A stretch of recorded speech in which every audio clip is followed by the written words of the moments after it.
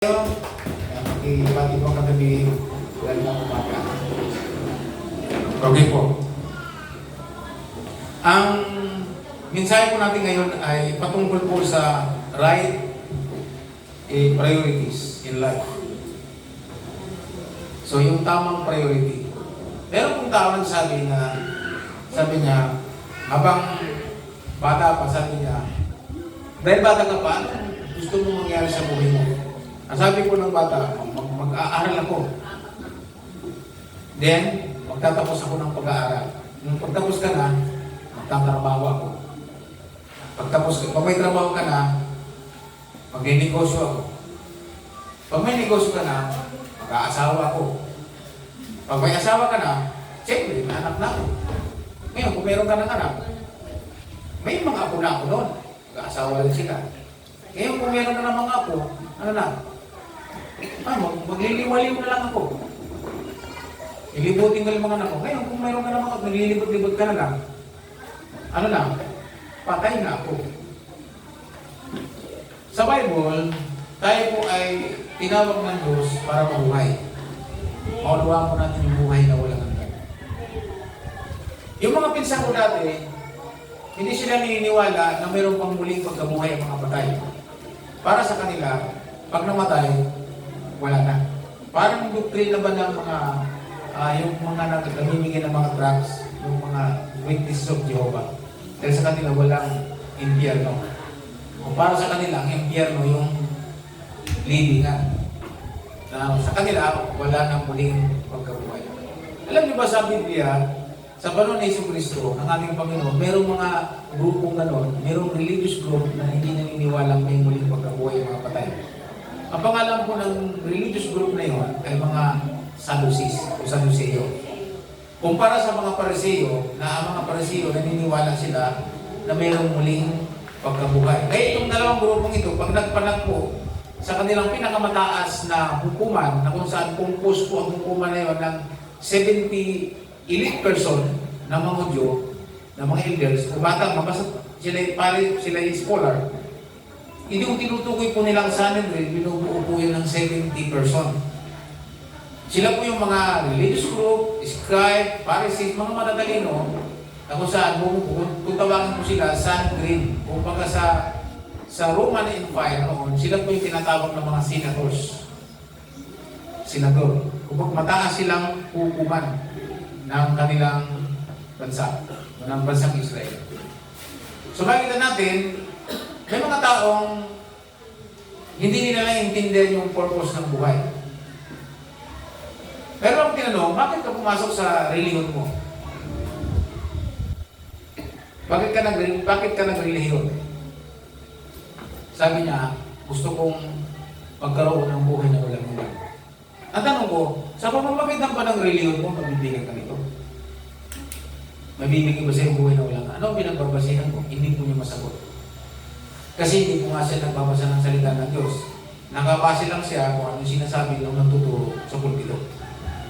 Then, meron pong isa na sabi niya, ang sabi ko sa kanya, anong pinagbabasihan mo? Bakit ka namumudyon ng iyong... mahilig po siya kung saan may mga kailangang tulong, may baha, nandun siya, namimigay siya. Pero hindi po siya religious people. Sabi niya, kasi po, sabi niya, pag ikay matulungin sa kapwa, sabi niya, pupunta ka sa langit. Sabi ko sa kanya, sa tingin mo kaya, anong pinagbabasihan mo na pag ginawa mo yan, pupunta ka sa langit? Anong batayan mo? Hindi niya rin ako masagot. Kasi ang dahilan, wala po siyang alam sa salita ng Diyos din. So marami mga eksperimento akong ginawa sa aking pagpapastor. Mula ako yung edad na 23 sa bagong pagpapastor. Dahil assignment ko po yun sa Bible School na magkipag-kausap sa mga iba-ibang mga paniniwala sa kanilang batayan, sa kanilang pagpasok sa langit. So yun po ay in-eksperimento ko namin para malaman kung anong kanilang stand doon. Then, makikita po natin na ang tao ay nabubuhay sa sarili nilang kaparaanan. Dumating ang panahon, ang Panginoon ay nangaral na Dito nga po, sabi ko dito sa Marcos chapter 8, verse 34 hanggang 38, ay sinabi po dyan, pinalapit ng Panginoon ang mga alagad, sabi mga alagad. Ibig sabihin po, alagad na sila ng Panginoon, sila po ay under ng training ng salita ng Diyos. At kasama ang mga taong hindi pa alagad. Pababasa po natin sa verse 34, pinalapit ni God yung mga tao at ang kanyang mga alagad at sinabi. At ang sino man, sabi niya, if anyone who wants to be my disciples, he must deny himself. I-deny niya ang kanyang sarili at sumunod sa akin. Tingnan po ninyo. Basahin po natin ha. Dito po natin sa NIV version. Tingnan natin dito, sabi niya, then call the crowd, ang tinawag crowd, mga tao, to him along with his disciples. So sabi dito, tinawag niya yung mga tao at isinama niya dito sa kanyang mga alagad and said, whoever wants to be my disciple must deny themselves and take up their cross and follow me. So dito nakita natin, sinabi ng Panginoon sa pagkalahatan ng mga tao, sabi niya, sino man ang gustong maging aking alagad. Pag sinabing alagad, alam po natin ang ibig sabihin ng alagad. Hindi basta followers lang, o tagasunod lang. Ang sinasabi nila, sino man gustong maging alagad ko, ibig sabihin ng alagad, hindi lang dahil sumusunod kaya dahil ikay nangangailangan ng kagalingan. Ang sabi, yung gustong maging estudyante ko, sabi ni Lord, maging mag-aaral ko, unang kanyang salita, ang sabi niya, una, ang requirements ay, i-deny mo ang iyong sarili, kunin mo ang iyong cross, pasanin mo ang iyong cross, at sumunod sa akin. So, ang sinasabi ng Panginoon dito, hindi po yung literal na cross, na kukuha ka ng cross para pasan-pasan mo. Ang tinutugo po dyan yung life, yung buhay ng isang alagad, yung hinihingi ng isang alagad ng Panginoon, alagad ng Panginoon. Yung hinihingi ng buhay ng isang alagad. Pag sinabing i-deny ang sarili, ibig sabihin, meron kang guro, ang Panginoon, ang salita ng Diyos, na yun ang masusunod. Kasi meron buhay tayo eh. Tao tayo, meron tayong free will. Sino word free will? Linikha tayo ng Diyos na hindi robot. Linikha tayo ni Lord na mayroong sariling pagpapasya. Sabi ng sariling pagpapasya. Meron tayong free will. Na, kaya nga sabi ng Panginoon sa kaligtasan, kaya nga ibinigay ng Diyos ang kanyang bugtong ng anak, 1:16, upang ang sino man na sa kanya'y tumanggap ay hindi maparusahan kung itutuloy mo yung walang hanggan. Napansin niyo, if any man, ibig sabihin, yung taong nag-decide na tanggapin yung kaligtasan, lamang maliligtas. Amen. Unang ay Juan 1:12, sabi niya, at ang sino mang sa kanya'y nanalig at tumanggap. Yung salitang sino man, ang ibig sabihin yung optional yon. Ibig sabihin, yung taong nag-decide, yung taong nagpasya na sumunod sa Panginoon. So, yung taong nagpasyang maging estudyante ng Diyos, ng Panginoong Yesus. If anyone who want to become my student, sabi ni Lord, must deny themselves. Ibig sabihin, hindi mo na susundin yung gusto mo, kundi yung sarili mo, kundi yung ituturo sa iyo, yun ang ituturo sa iyo bilang isang alagad, yun ang gagawin mo. Yun ang magiging lifestyle mo. Remember, sabi dito sa Bible, marami ang gustong pumasok sa langit. But ang langit ay nakadesign only sa mga disciples lamang. Tingnan nyo, kasunod ng talata, sabi niya. Basahin natin, ha? Sa verse 35, sa Tagalog natin basahin, sa verse 35. Namura yung Tagalog ko, ha? Okay. Sa verse 35, sinabi ng Panginoon dyan, pagkatapos ng 34, na i-deny ang sarili, yung salitang deny, hindi yung wala ka nang pakialam sa sarili mo. Ang tinutukoy dyan, yung hindi na yung gusto mo, may sarili kang gusto, pero ito yung gusto mo, parang pag binata ka, nasa church ka, isa ka ng alagad, katulad ng mga kabataan ng araw, sabi ng salita na Diyos, huwag kang makikipamatok sa hindi mo kapananampalataya. Kasi huwag kang makikipagrelasyon sa hindi mo kauri o pananampalataya. Pastor, wala po kasi mga guwapo at magaganda sa church nasa labas. So, ang gusto ng tao, nasa labas. Ang gusto ng Panginoon, sa loob ka pipili. Nakuha niyo ko? Amen. So pag ikaw alagad na, hindi na yung gusto mo, kundi susundin mo ang gusto ni Lord, dahil alagad ka niya eh. Estudyante ka niya. Yung word of God, yung salita niya, ang gagawin mo. Parang sinasabi natin, you wish is my command. Ibig sabihin, yung salita mo, ang gagawin ko. Yun ang aking buhay. So yun yung sinabi dito. Pagdating dito, yun ang ibig sabihin ng deny themselves. Then sa verse 35, sinabi dito ng Panginoon, tingnan mo. Pagdating sa verse 35, sabi niya, ang sinumang nagnanais na magligtas ng kanyang buhay ay mawawalan nito. Ngunit ang mawalan ng kanyang buhay alang-alang sa akin at sa magandang balita ay magkakamit nito. So yung mga tao gusto kong maligtas sila sa sarili nilang kaparaanan, kaya nga nagre-rely ng tao eh. Kaya nga pumapasok sa reliyon. Magtanong ka kung bakit siya nagre-reliyon. Ang purpose, para maligtas. Pero tanong, yung pag-alip pa sa reliyon, makakapagligtas? Nasasabi pa ng salita ng Diyos yun? Ngayon, kung hindi ka alagad, hindi mo alalaman yun. Ang alagad lamang ang makakalam nun. Sapagkat, pag alagad ka, yung itinuturo kung magbasa ka ng Biblia sa araw at sa gabi, gagawin mo yun. At doon mo yung matututunan na, oo nga pala. Yung pagiging mabait mo lang, hindi sapat yun. Yung pagiging matulungin mo, hindi sapat yun. Sapagkat may pamantayan ang Diyos pagdating sa kaligtasan. At ang sabi ng Panginoon sa Juan 14, ano sabi niya? I am the way, the truth, in the life. Tatlong sinabi niya, daan, ang katotohanan at ang buhay. And no one comes to the Father except maliban sa Kanya lang, siya lang. So maging estudyante ka ng Panginoon at ang Kanyang salita. Hindi sinabing umanip ka ng reliyon, hindi. Hindi sinabing mabait ka, hindi. Ang kaligtasan ay sa pamamagitan ng pagkakaroon ng relasyon sa Panginoon. Yun ang isip ng born again. 1:3 hanggang 7. Sabi ng Panginoon kay Nicodemo na isang religious people, isang member ng Sanhedrin, guro, professor ng relihiyong Judaism, at sinabi ng Panginoon, huwag kang magtaka. Lahat ay kailangan ipaganap. Hindi sabi ni Nicodemo, paano mangyayari? Ako'y matanda na. Guro ka pa naman ng Israel, hindi mo alam ito. Sabi niya, ang pinanganak sa tubig at sa Espiritu lamang ang makaunawa nito. Yung mga lininis ng dugo ng Panginoon.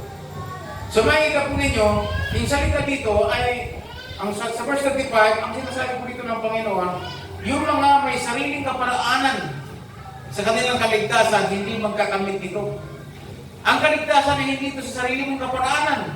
May ilinagay ang Diyos na kaparaanan ng kaligtasan at siya yun. Malibang magkaroon ka ng tunay na relasyon o personal relationship kay Jesus Christ as your Lord and Savior. Kaya nga tinatawag na Lord, pag sinabing Lord, ang ibig sabihin nun? Panginoon. Anong ibig sabihin ng Panginoon? Kung Panginoon mo si Jesus, alagad ka ni Jesus, ang ibig sabihin, hindi na yung gusto mo ang masusunod, kundi yung gusto ng iyong Lord. Amen ba? Kaya nga tinatawag natin Panginoon si Lord eh. Pag sinabi natin Lord, hindi lang natin siya amo. Siya yung nagmamay-ari sa atin. Ang may-ari ang susunod. Kaya nga yung mga taong wala sa Panginoon, mga dating lasinggero, nung makakilala sa Panginoon, hindi na sila naglalasing. Bakit? Ang sinusunod niya na ngayon, yung kanyang Lord. Malibang maging Panginoon natin si Lord. Hindi lamang tagapagligtas kasi tinanggap lang nilang tagapagligtas lamang. Tinanggap na tagapagligtas pagkatapos noon, ligtas na. Kaya nasabi, Panginoon at tagapagligtas ng ating buhay. Ang sabi ni Lord, dito, ang naghahangad ng maligtas ang kanyang sarili, sa sariling kaparaanan, hindi maliligtas. At ang, tinan niyo yung mga nag-deny ng kanyang sarili, at ang mag-alay ng kanyang buhay, alang-alang sa akin, at sa mabuting balita, hindi sa Ebanghelyo, ang siyang magkakaroon. Tinan niyo, yung daw pong buhay na nakalaan sa Panginoon, ay alagad lamang ang makapagbibigay ng sagot. Nandiyan po ba kayo? Tanging alagad lamang ang pwedeng magbigay ng kanyang buhay at ng kanyang panahon para sa mabuting balita. Tanging alagad lang. Kung ako'y bago at naunawaan ko po ito, lahat ng mga parte sa buhay ko iniwan ko. Trabaho, nag-decide po akong mag-full time sa edad ng 23. Bago ako ng full time, dahil siyempre sira ulo naman ako talaga dati, hindi naman ako tumutulong sa pamilya. Nung makakilala ko sa Panginoon, nadala ko ang nanay ko sa biyaya ng Panginoon, nadala ko yung kapatid ko, nakita nila yung matinding pagbabago sa akin. Kaya nung umuwi ako sa Bicol, at sinabi ko sa nanay ko, Nay, pasensya na po kayo. Baka hindi na ako makatulong. Kasi maglilingkod ako sa Panginoon. Anak, sabi niya, ipaglingkod mo na sa Panginoon ang buhay mo. Ibibigay na kita sa Diyos. Kasi noong unang hindi ka pa naman nanampalataya, hindi ka naman talaga nakakatulong. Wala ka naman silbi dati. Ibigay mo na kay Lord yan para magkaroon ka ng silbi. Kahit wala ni kusing, ni singko, okay lang. So binigay ako ng nanay ko sa Panginoon. At ako ay naglingkod. Sinatuwa siya. Dahil, sabi niya, kahit wala. So nagpaalam po ako sa pamilya ko na ako po ay maglilingkod sa Panginoon. Sabi dito, yung pawalang halaga ng sarili. Ibig sabihin, nilimutin mo, dapat nga po.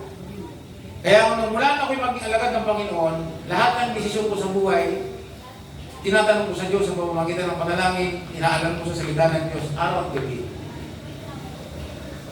Noong panahon na yun, na nakita ko ang pangangailangan ng aking pamilya sa Bicol, ako po ay nagkaroon ng opportunity na makapag-abroad. Pastor na ako ng Vice Camp.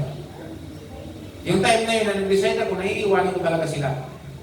Iwanan ko ang Vice Camp, magpupunta ako ng Dubai, ako ay magiging isang receptionist sa isang hotel. At the same time, ang plano ko noon ay lahat ng kapatiran sa PMC na nasa Dubai, Abu Dhabi, baga, then kami-tawid na naman yan, doon ipunin ko sila at doon kami mag-start ng gawain. That's my personal purpose. Pero ang talagang original purpose kung bakit ako pupunta, para magkaroon ng trabaho. Kasi mayroon akong mga dinidesire. Gusto ko magkaroon ng ganitong sasakyan, gusto ko magkaroon ng ganitong bahay, gusto ko lahat na ng mga baluhod na bagay. Kaya sabi ko, Panginoon, diretso na to. Kaya nakaluhod ako sa Panginoon, kung hindi po nyo kalooban, ngayon pa lang, gumawa na ko kayo ng paraan, kasi ang kalooban mo sa gagawin ko. Pero kung nakapastan ako, meron na akong visa, meron na akong passport, kompleto na. So, tawag na lang ng pupuntahan ko sa Dubai. Tingnan nyo. Yung base camp, decide na ako, iwanan ko ng base camp. Bahala na kayo sa buhay nyo. Yun ang ano ko noon. So, as bilang disciple, ang panalangin ko, ito po yung desire ko, ito yung gusto ko, pero Panginoon, ang gusto mo ang dapat masunod. So, siguro mga 3 araw na lang bago umalis, tumawag ang kapatid ko na ako, oy, sabi niya, problema malaki na benta yung hotel. Hindi inabsorb yung mga kumbaga yung mga empleyado sa buong, mga empleyado lang lahat na, pati mali, hindi inabsorb. At yung bagong may-ari nag-hire ng kanyang bagong mga tao. So madaling salita, pornada ang pag-Dubai. Pornada yung mga sasakyan na gusto ko, na pornada lahat. So, ano nangyari? Balik ako dito. Hindi na maluwaan. Ang sabi ng salita ng Diyos sa akin, if you want to be my disciples, you must deny yourself. Take up your cross, yung buhay na gusto ko, sabi ni Lord, yung pagiging pastor, yung mag-mentor sa mga tao, yung magtuturo, yung mag-disciple ng mga tao, yun ang cross mo, yung buhay mo bilang ang gusto ko ang mangyayari. And then, follow me. Kasi in-encourage ako ng Panginoon, Matthew 6, verse 33, but seek ye first His kingdom in His righteousness, and all these things shall be added unto you. Kaya sa pagpapastor, huwag kayong magtaka kung pagdating ng araw, baka makitaan niyo ako ng sasakyan na nag-drive ako. Kasi sabi ng Bible, and all these things shall be added unto you. Kanino? Doon sa disciple na inuna ang Panginoon. Amen. Amen po ba? Possible po yun? Possible po yun. So makikita po ninyo, Para hindi kayo magtaka, lahat ng disciple ko dito, makikita po ninyo ang aking financial income. Transparency sa mga disciple lamang. So makikita po ninyo ko. Kaya pagka kami mag-asawa, magkaroon ng sasakyan, at sinabi ng mga nasa labas na, "Uy, pastor niya, kinakamkam yung offering, pwede niya ako ipagtanggol." Dahil nakikita ninyo ang aking income sa monitoring. Amen po ba? So, kasama po yan sa plano ng Diyos bilang alagad. So, makikita po natin dito, sabi dito, sa verse 36, sabi niya, "Sapagkat ano ba ang mapapala ng isang tao, makamtang maniya ang buong daigdig, ngunit mapapahamak naman ang kanyang sarili." Sa King James Version, kaluluwa. So, ibig sabihin, tinuturo po dito ng Panginoon, yung tamang priority. Kaya nga, ang aking pong preaching ngayon ay pagsiset ng tamang priority. Hindi masama ang lahat ng tinatamasa natin ngayon. Gusto ng Diyos yan. Ang kailangan lang yung mindset ang mabago. Bakit tayo nabubuhay? Ngayon, na kay Kristo tayo. Bakit tayo naghahanap buhay? Bakit tayo nagninegosyo? Bakit tayo nagsusumakit ngayon? For what? Para saan? Para ba sa ating sarili? Pag para sa ating sarili, mabibigo tayo. Nandiyan po ba kayo? Bilang alagad nakakilala sa Panginoon, kung naghahanap buhay tayo, para lang sa ating sarili, sa ating pamilya, mabibigo tayo.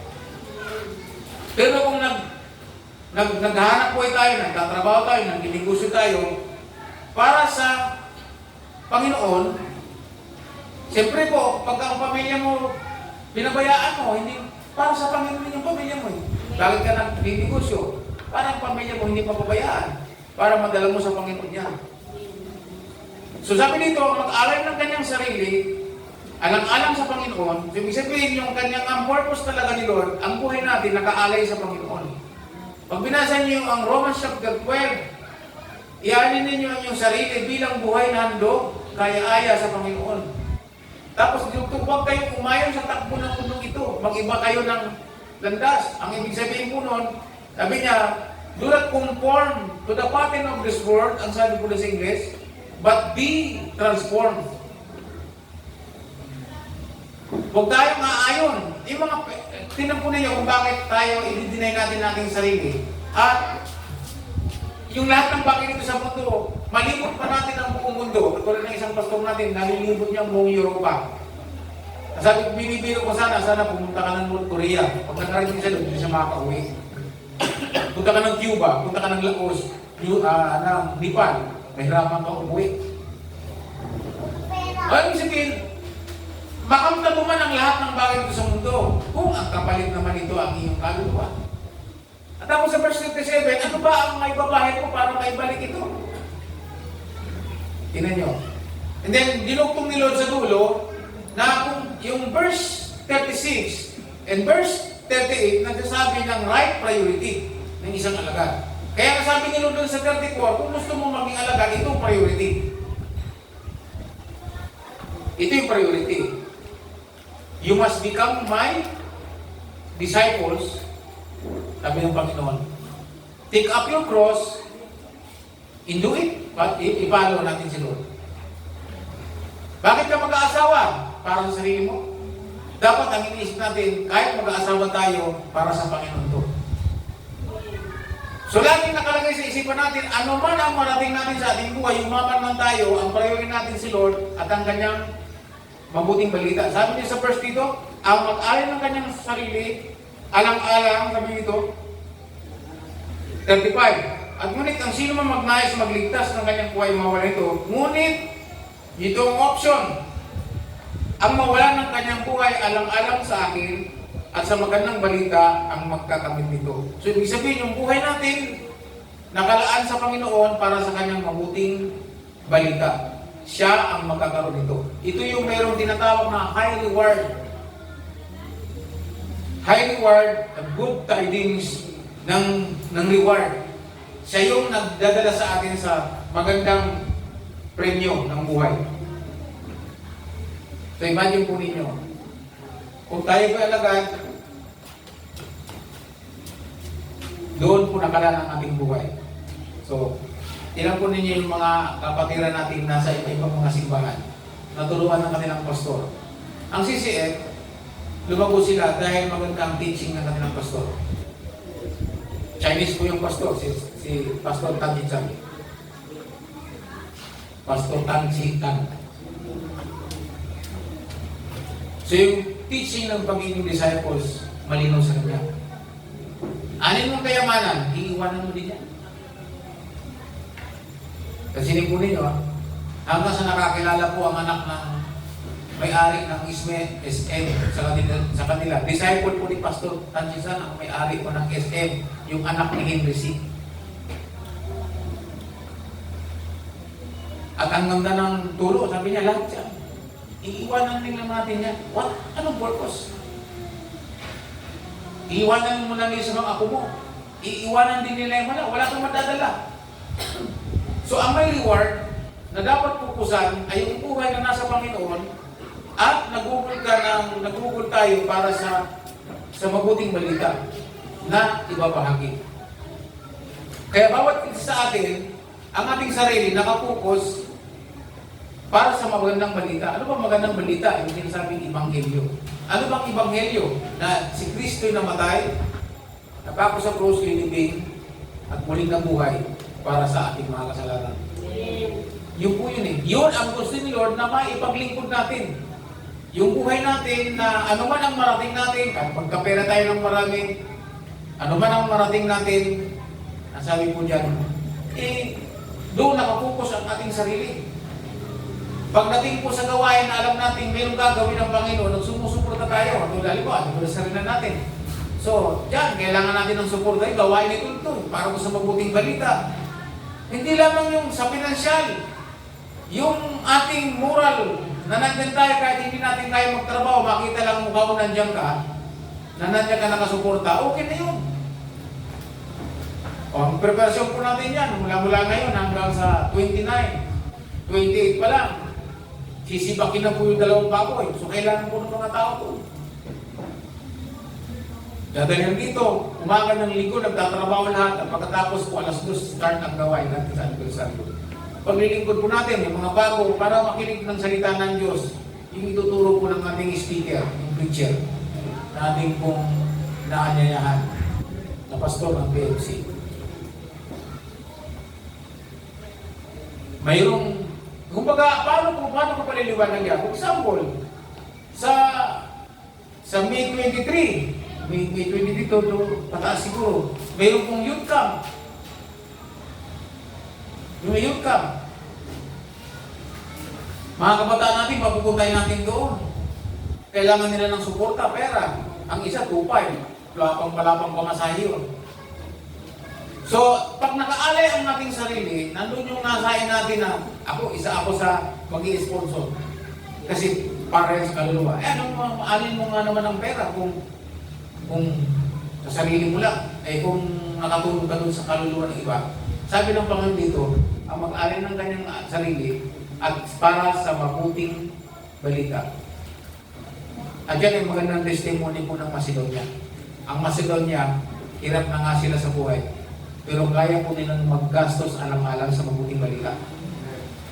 Kaya po nilang magbigay ng pera. Sabi nga po ng Bible, una mo nilang ibinigay ang kanilang buhay para sa amin. Tingnan niyo sa Apostol Pablo, yung mga taga-Macedonia, alam mo naman yung mga mananampalataya noon, inuusig. Alam nila na pag sila'y na-identify na sila po i-supportin ni Apostol Pablo, nangangalab din ang kanilang buhay.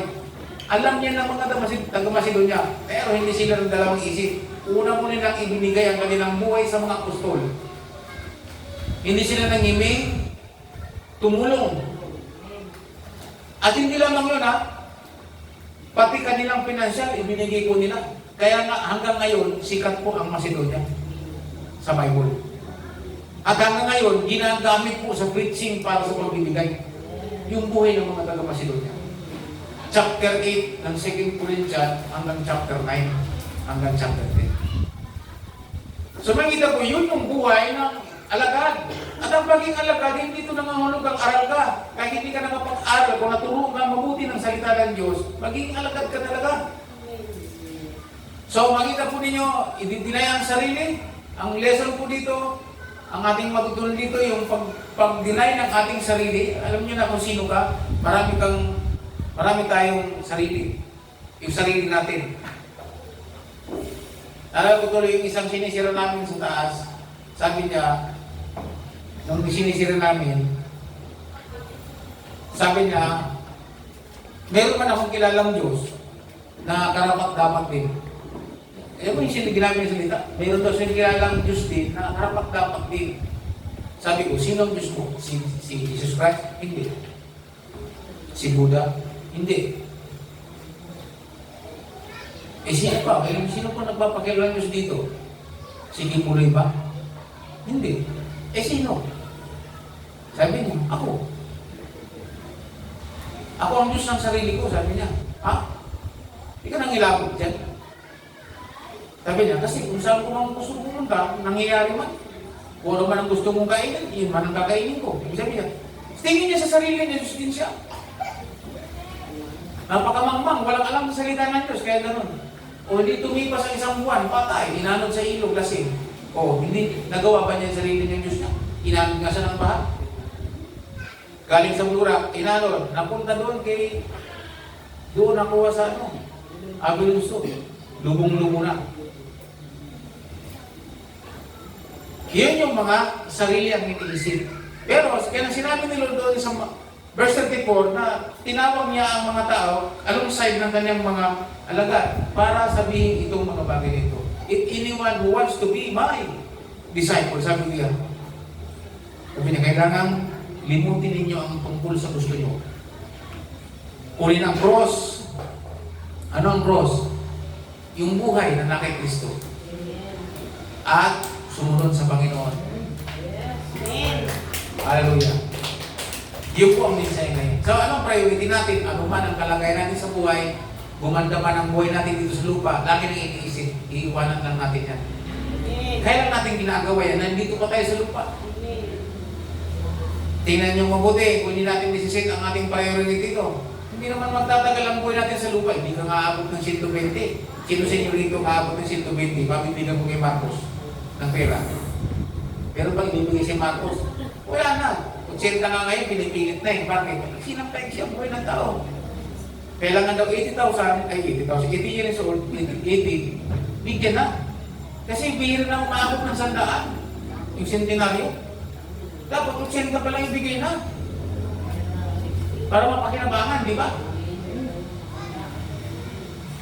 Yun ngayon, kaya mayroong batas ngayon eh. Ina-apply yata ngayon. Kung umabot 80, mayroon na. Kaya mga kapatid, what is the right priority natin? Ang tanging dapat matutunan natin dito ang learning natin dito, maging alagad ng Panginoon. Sikapin natin tayo maging alagad ng Panginoon. Nandiyan po kayo mga kapatid.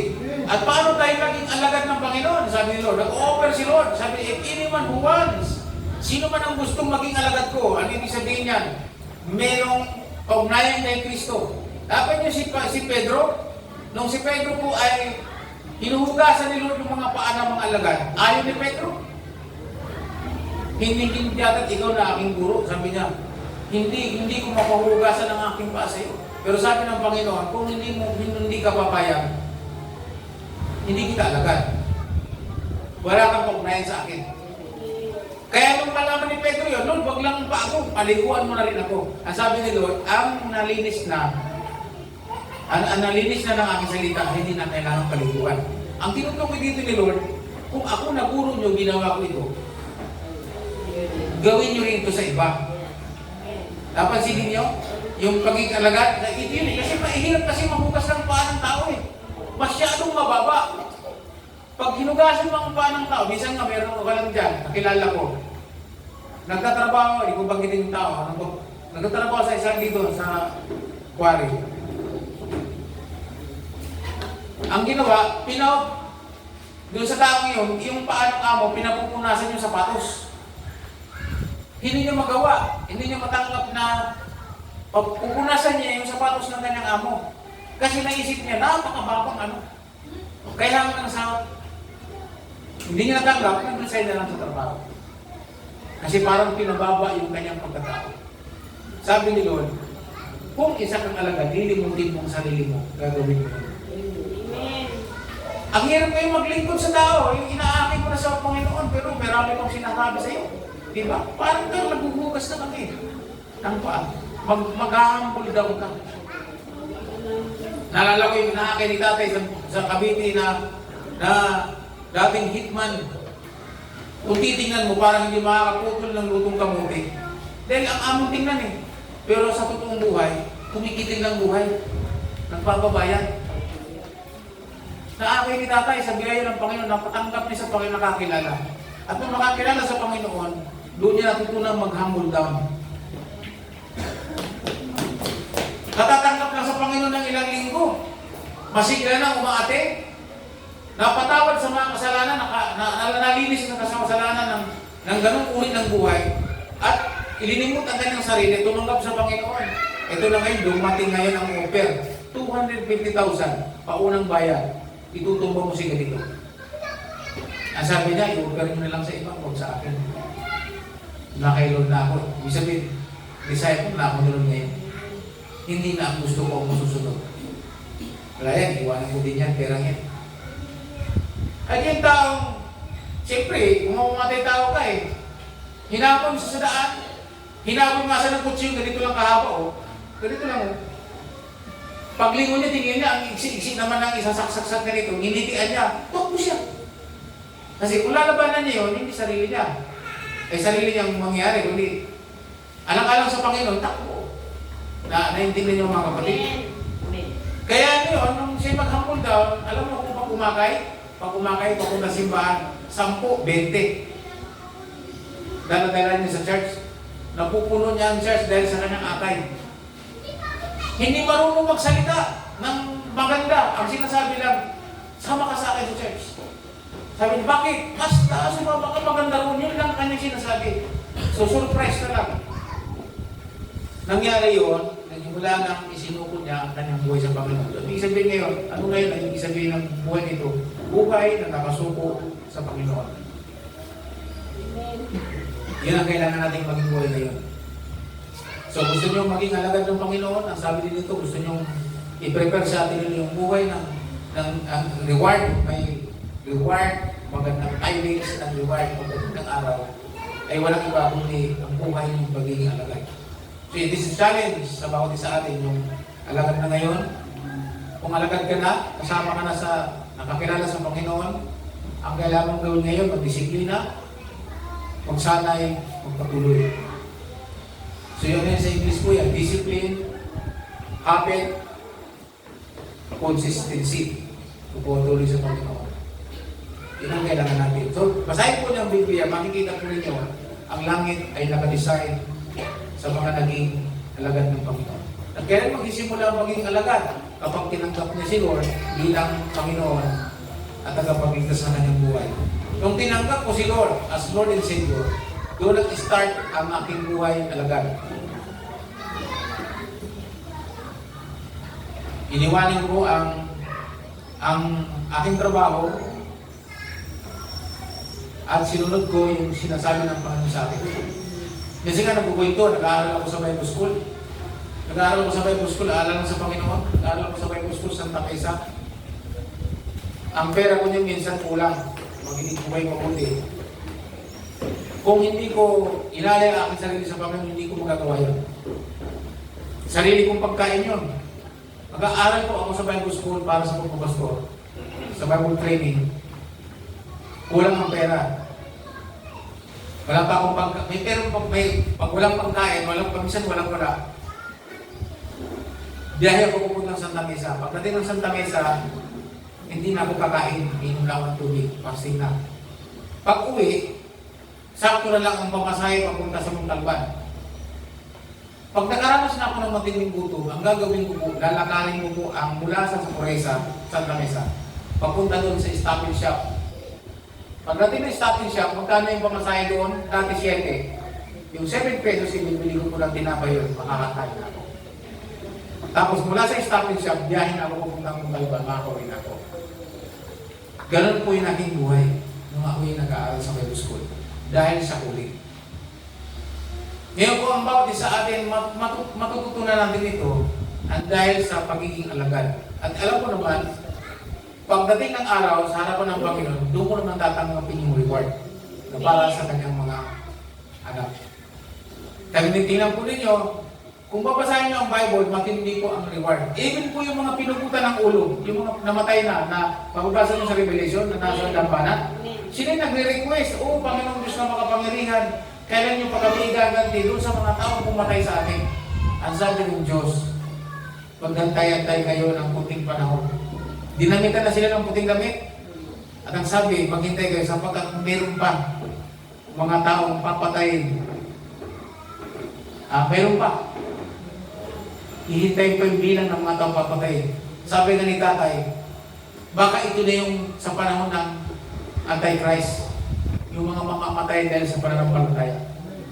Mga kapatid, kung hindi ka alagaan, hindi mangyayari yun.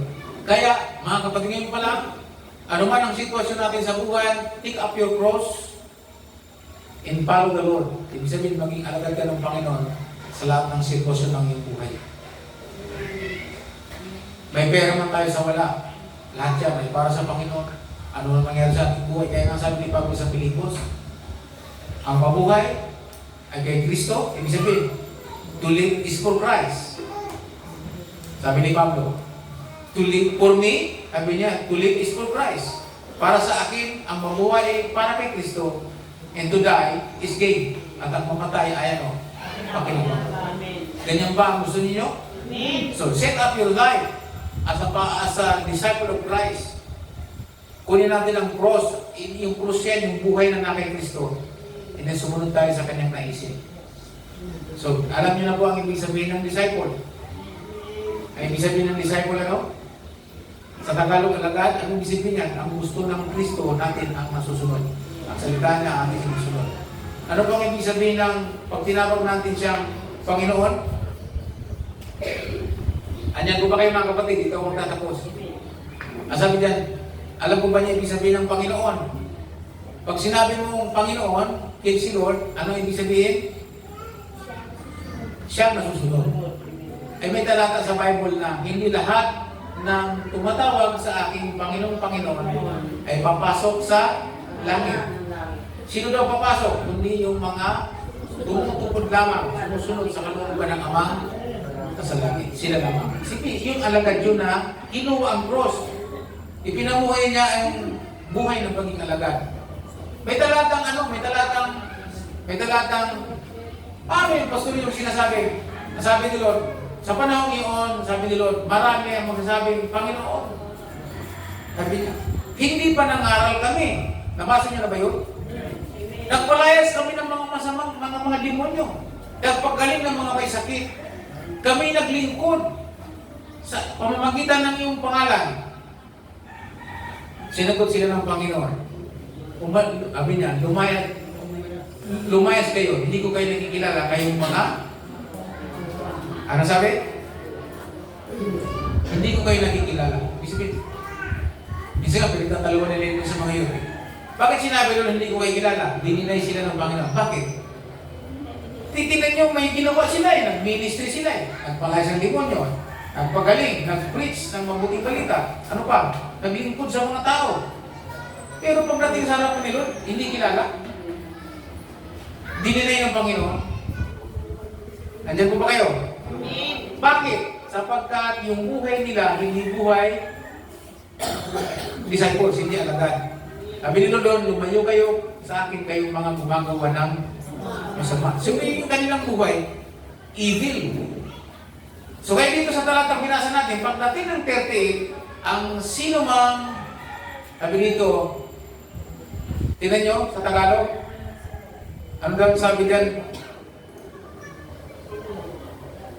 Sa verse 38, kapag ikinahiyan ninyo ako at ang aking mga salita sa harap ng mga taksil at makasala ng mga tao sa panahon ito, ikakahiyan ko rin kayo ng anak ng tao pagparito niya na taglay ang dakilang kapangyarihan ng kanyang ama kasama ang mga pananalangin. Ang tinutukoy din ni Lord siya, yung anak ng tao tinutukoy din siya. Ikakahiya. Kaya ngayon pa lang, i-set up natin ang ating buhay bilang alagad at kung tayo mahihiyang tawagin, born again. Nalala ko tuloy. Doon ako'y bago. Ang tawag sa amin, dahil kapitbahay po namin ay hindi mananampalataya, mga Rodriguez.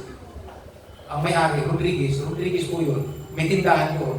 Ang tawag doon sa mga nag-iingay na magpupuri, katulad sa atin doon sa bahay ng luma ng bahay ng mga Rodriguez, ng mga Tudoro. Doon kami. Ang tawag sa amin doon, mga praise the Lord.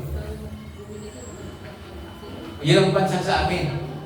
Ngayon, huwag kang matatahin, huwag kang mahiya kung anong itawag sa'yo, kung anong bansa. Kasi nung araw, ang mga alagad, hindi naman talaga Christian ang tawag. Kundi, hindi mga alagad mismo ang tumawag sa kanilang sarili o sa church ni Lord na Kristiyano, mga Kristiyano. Ang tumawag sa mga mananampalataya noon ay mga unbeliever, bansa.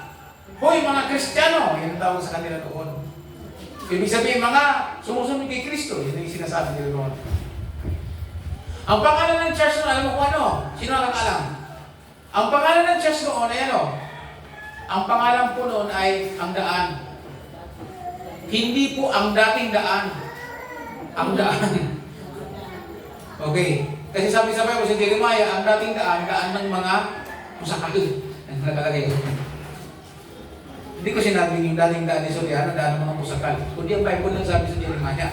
Kundi ang pangalan ng church noon, the way. Oh. Hindi Christian.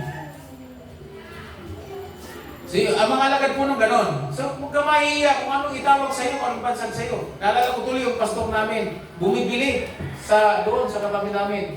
Habang bumibili, nagkikipagkwentuhan. Yung tindero, ngalay na doon sa binili niya, hindi pa kinukuha. Kaya sinigawan siya, Hoy! Praise the Lord! Ito na yung binibili mo. Tawa, walang tawa. Sabi niya, ang tawag sa amin, praise the Lord. Saan ka ba? Sa mga praise the Lord. Okay lang yun. Hindi ako nahihiyang tawagin, praise the Lord. Amen. Kaya pag sila, Hoy, praise the Lord! Ang sagot ko, Amen. Isinangiunan ko siya. Mga kapatid, napakahalaga. Ano man ang sabihin sa atin ng tao sa kalagayan natin tungkol kay Kristo, hindi dapat yun ikinakahiya. Actually, malaking karangalan yun sa harapan ng Diyos. Huwag tayong mahiyang magbahagi kung ano man ang ating, kung tayo ay nangyayari sa Panginoon, huwag tayong mahiya. Na tayo kasama na sa alagad ng Panginoon. Ibig sabihin, malaking karangalan, good tidings po yun. Magandang ingribasyon pagdating ng araw. Kaya, ano po dapat mayugalan natin? Ang priority po natin, mag-ari ng buhay at para sa kanyang gospel, para sa kanyang ikalalang-galang, para sa kanyang gawain. Lalo pa, kung, di ba, nakita natin may humahayo, dapat masaya po tayo, amen? Di ba, mayroon tayong mga kapatid na nag-decide na magdalaw-dalaw, maghayo. Dapat masaya tayo dahil ang sabi ng Bible o anong gandang tingnan na dumarating ang mga, nabasin nyo na sa Luka? O anong gandang tingnan na dumarating ang mga humahayo na may dalang mabuting balita. Kaya malungkot pala ang church na hindi humahayo. Kaya natanong sa akin ng kasiring ko, Pastor, humahayo ka pa ba? Oo nga eh, hindi na nagano nakakahayo. Sabi niya, mahirap yung pastor kasi hindi ka makakahayo. Yung baboy mo, naku pastor, sabi ko sa iyo, naku po, nadali mo, alam mo may baboy ako ah. Nagtotoo siya. Dahil sa mga baboy na yun, hindi makahayo. Dapat talaga imanis daw. Eh, plano pa itong isa, gawin yung dalawang inahin. Naku po, patay tayo siya. Gawin yung dalawa, paano hahayo? Sabi, nakakahayo ba kayo? So kaya, maganda pala. Ay, sabi dito, mapalad ang mga nagsisip ng time ng kanyang buhay para sa paghayo ng mabuting balita. Yun yung sabi dito sa 35. So our life must be set up para sa ibanghelyo ng Panginoon. Dapat masaya tayo yun. Amen po ba? Okay. Amen daw ha? Mayroong youth camp. Sino po mag-sponsor? Amen. Mukhang iba yung pastor. Amen? Ayun pa lang, may puna kayo ng 2.5 plus pamasahe. 1,000 o 1,000. Di 3.5.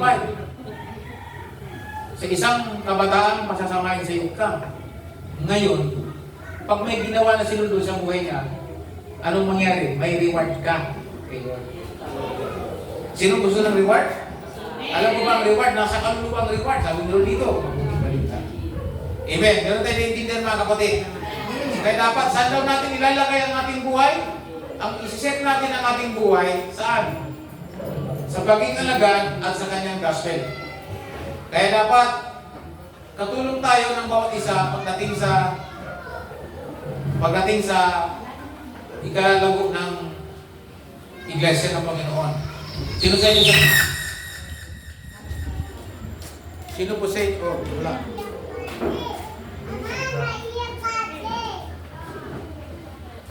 Nawawala yung ating microphone. Lobat?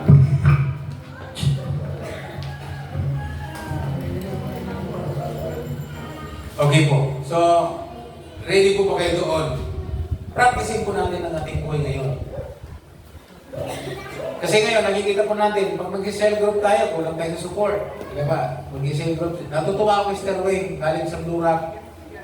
Kahit gabi na naglalakad na mag-isa. Mamaya na yan, sabi niya. Balikan ko na lang yan. May cell group ako, nagmamadali. Maglalakad pa. Ganyan lang yung ginagawa natin. Pero alam niyo, pagdating ng araw sa harapan ng Panginoon, matatamasa mo yung reward.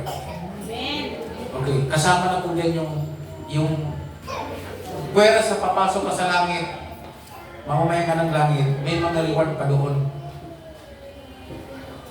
Sino na po nakakita ng ginto? Nakakita na ba ng ginto?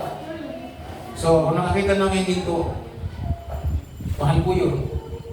Sa langit po, ang kalsada ay lantay na ginto. Kalsada yun. Yung pintuan ng bahay na handa sa iyo, may mga nakalagay po doon sa Bible ng mga perlas, lahat ng mamahaling patuna sa pintuan ng iyong bahay.